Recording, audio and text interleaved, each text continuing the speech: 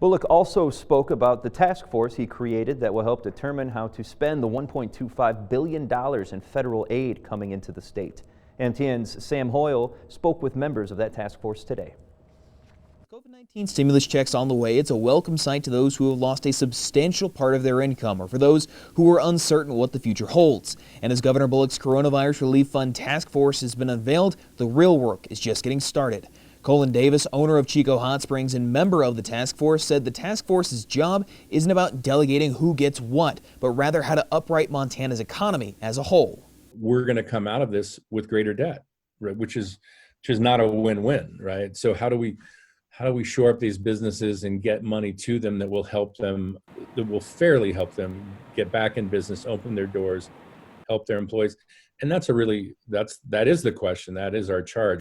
From small business owners to state representatives to high-ranking member of banks, the task force is trying to figure out the best way to get Montana back on its feet. And Scott Brown, task force member and owner of the base camp, said one way for consumers who are in a position to do so is simple, but easier said than done. Shopping at local businesses, and that's right now you can't.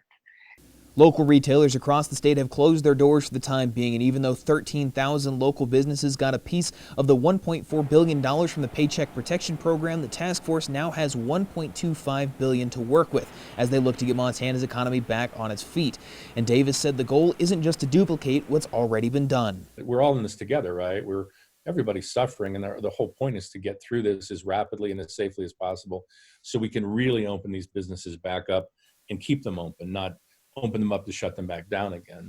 In Helena, Sam Hoyle, MTN News.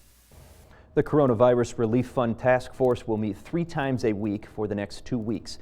They'll discuss the best ways to spend the $1.25 billion.